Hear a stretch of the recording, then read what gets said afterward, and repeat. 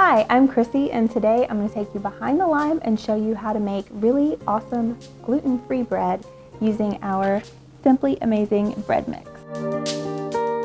Okay, so the really cool thing about this particular bread mix is that not only is it gluten-free, peanut-free, and tree nut-free, it's also corn, dairy, and soy-free. So your bread mix as it is in the bag is top 8 free. The only allergen that is on the recipe is an egg. If you can tolerate eggs, do the recipe as it's written. If you cannot tolerate eggs, I would recommend using one of your egg substitutes like a flax egg or chia egg, one of those types of things. I would not use an egg replacer like from the grocery store in the refrigerated section. Just go with a plant-based natural version like from a seed. So all you're gonna need to make this bread is a bag of our mix, some all-purpose flour, 1 egg, and 2 1/4 cups of water. So I have the entire bag of bread mix in this bowl right here. I am going to make a little well in the middle and crack my egg directly into there. There you go. And now it is a really, really humid day here in Middle Tennessee today, so I'm gonna go and back off of our water content just a little bit because it is so humid in the room that we're in. But if you live in a drier climate, you may require all of that 2 1/4 cups. So here's about 2 cups of water. And then we're just gonna mix it up. Okay, now you can use your stand mixer like on a KitchenAid or a Bosch, whatever you've got. I would use the paddle. I don't think you need a dough hook for this particular bread. But as you can tell, it comes together really quickly. And it makes a pretty thick dough. And don't worry if you see some little clumps of flour that are not sifted through or dissolved. We're going to work those out when we actually knead the bread in just a moment. All right, so we're just going to take some of my all-purpose flour and throw it on the table like this. Then scrape all of your bread dough out onto it in a clump. So what I do is just get flour all over my hands, and then we're just going to kind of pat this down a little bit. And then, remember I said we might have some of those little unsifted flour lumps in here? This is where we're going to work those out.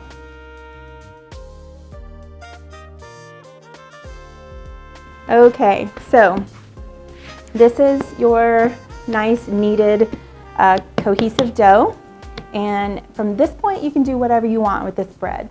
You can use a portion scoop. This is not an ice cream scoop. For all those of you who continuously purchase portion scoops and then break them scooping ice cream, stop it, get an ice cream scoop. This is for portioning dough and other batters and things like that. All right, so you can use a portion scoop and actually get all of your rolls to be the same size. And you would just portion them all out, roll them into a cute little ball, and then I just flatten them slightly so that they have room to rise and make more like a hamburger bun. And then this is where I would brush it with an egg wash, and that's going to allow you to have a little bit of a sticky surface so that you can sprinkle it with like an everything but bagel seasoning or some sesame seeds or some, I don't know, crispy garlic chips or something like that that you might like on top of your hamburger buns. So what I'm actually going to do is go ahead and make this into 2 smaller 1-loaf bread pans so that I can have some sandwich bread fresh and then also some in the freezer for later. Now if you'd rather do a 1-pound loaf, or I'm sorry, a 2-pound loaf in a single bread pan, you're going to get a much more traditional sized slice of bread. All over social media right now in the gluten-free world, there's memes about how gluten-free bread is really small, and unfortunately that's what this 1-pound loaf makes. You don't need to make a small loaf of bread. You can make a French bread type baguette, you can make rolls, or you can make a larger loaf. So here's my bread as it is currently in my dough. I'm just going to eyeball this into half. And then I'm going to take this and roll it into sort of a loaf shape, and then drop it into my already oiled pan, pat it down so that it goes into the corners, and then I'm just going to let that rise.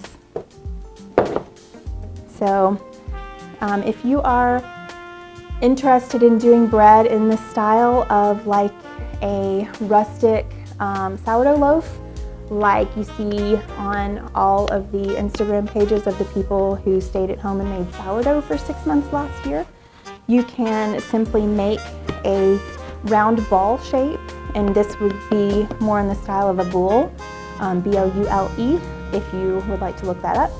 And you can actually turn this out into a bowl and let that rise sort of upside down.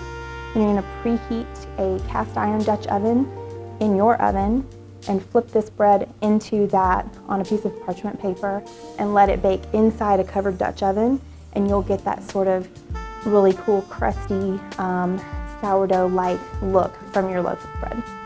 I've got a 2-pound sort of a baguette style loaf that I've made earlier before we started this video. So it's been sitting here rising on this very warm oven surface. So this is actually not the way that I would prefer for it to rise, but I'm just going to go ahead and stick this in the oven now since it's ready to go.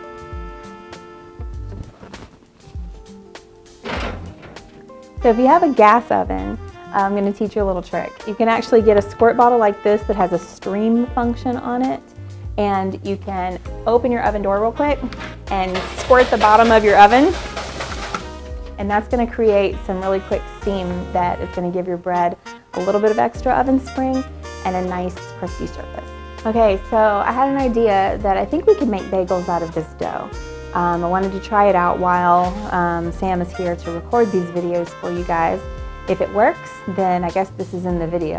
If it doesn't, you'll never know. So here's how I make bagels. They roll a piece of dough. We're gonna roll this into a nice little ball.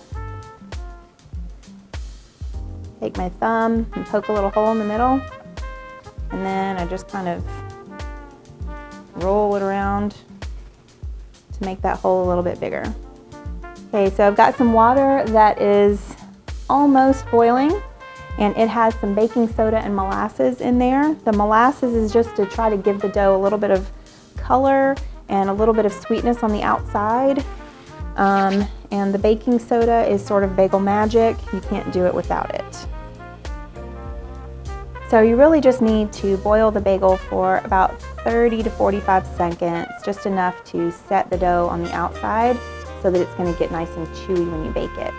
Okay, so our bread is still in the oven, but I wanted to go ahead and show you the finished product so that we could wrap this up and get you baking your own bread at home.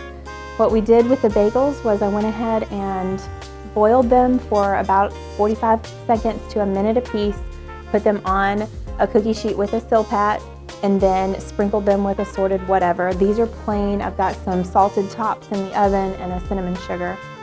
I hope that you have an instant read thermometer at your house. If you do not, just hop on Amazon and buy yourself an instant read thermometer. They're not expensive, but you really need it for baking, especially gluten-free baking.